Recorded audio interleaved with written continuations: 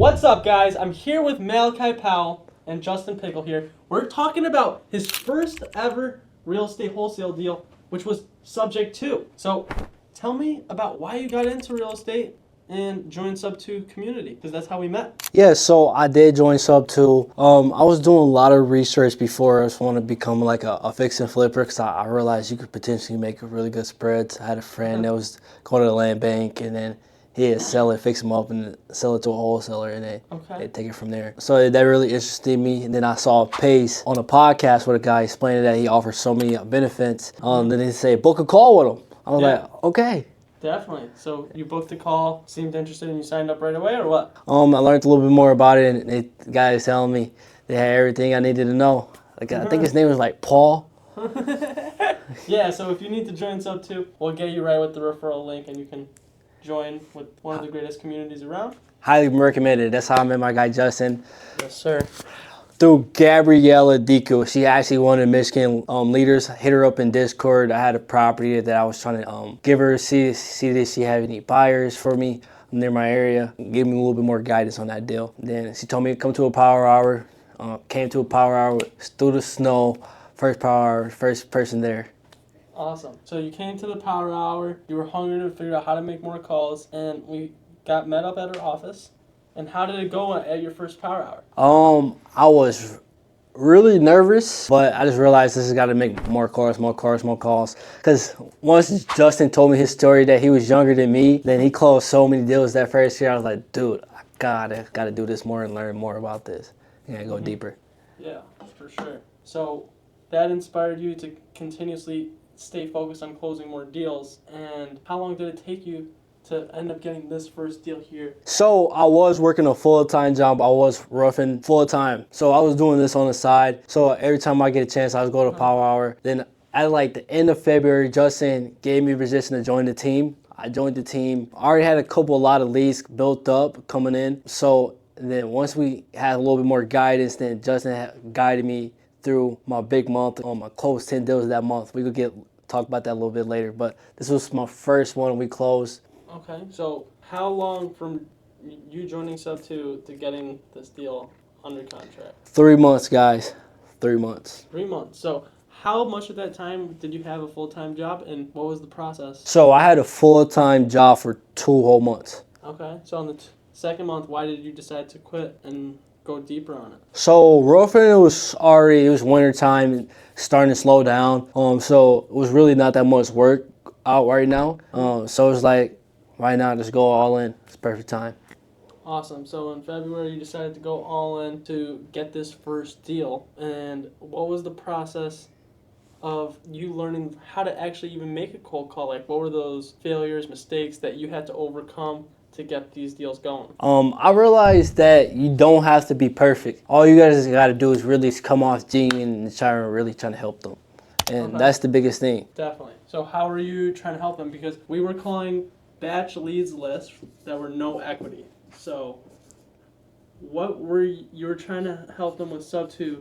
So what was your idea on your first conversation with them to get you to want to do SubTo? Because I realize it's a lot of sellers that even if they sell it with a full price offer traditionally, they are losing money. And it's a lot of agents that don't really realize that yet. Yeah, but there's a lot of objections even though they're losing money. Like, I'm sure you were hearing like the debt to income, the due on sale clause. Yeah.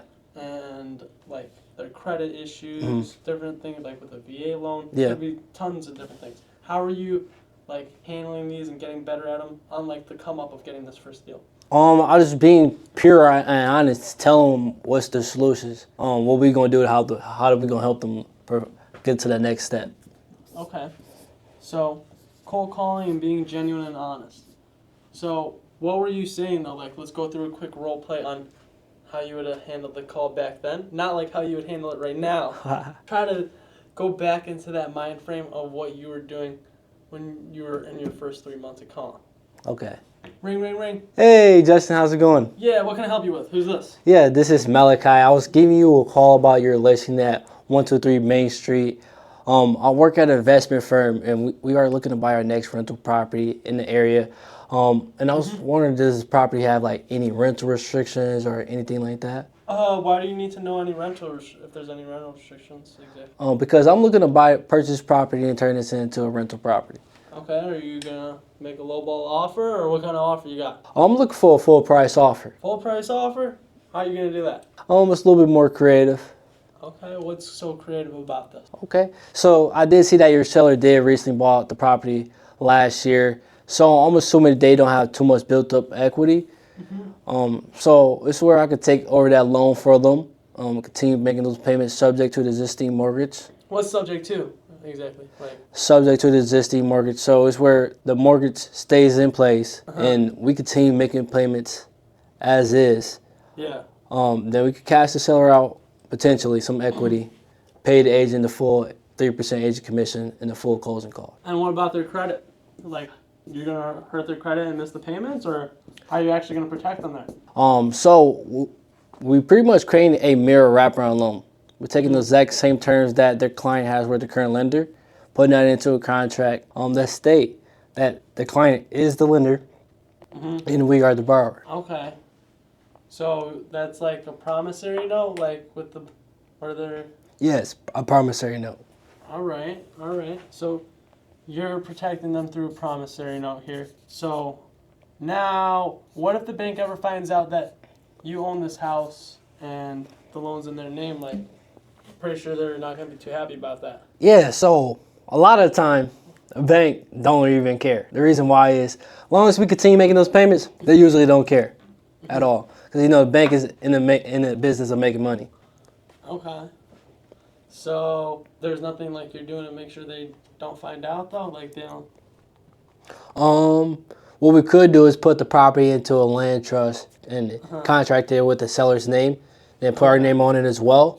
And now they legally can't call it due. Got you. So you'll set that up as the buyer? Yeah, we can set that up. I got a TC that could hook us up.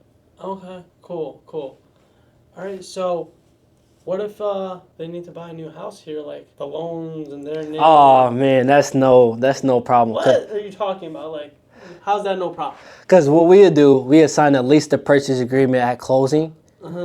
Then we make 2 upfront document payments, which it moves 75% of DTI automatically, which allows your client to get approved for the next property. Okay. So we're gonna set up that lease option, and they're gonna consider it a rental property, and it's gonna be all clear. Yeah.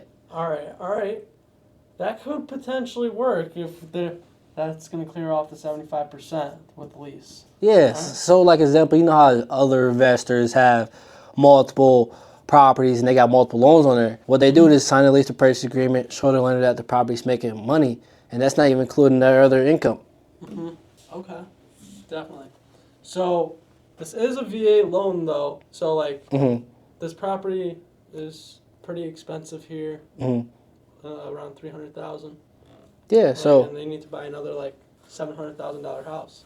$700,000 house. Okay. So usually it's not a problem. Yeah. So usually it's not a problem. I really not gonna know until they talk to their lender because it depends how much entitlement they have.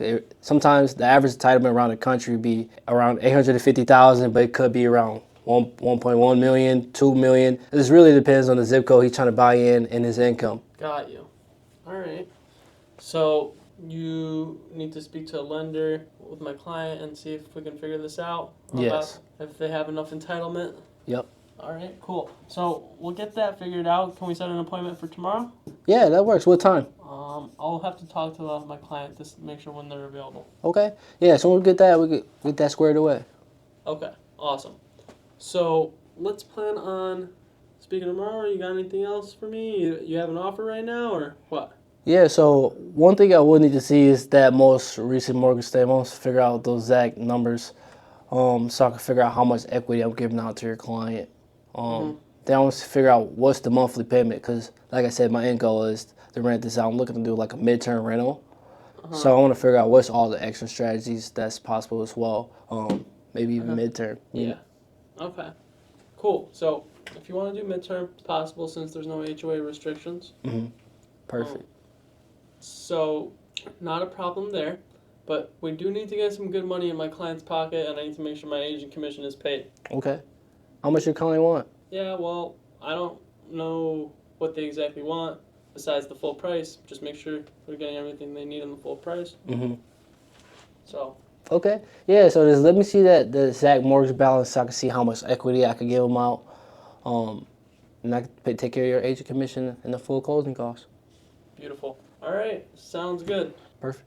All right. So that is how we would handle a call between me as the realtor and him as the buyer and figuring out the objections I was handling. So it's not always going to be that smooth. People can shift in angry fashions or different emotions about their clients and themselves before all that.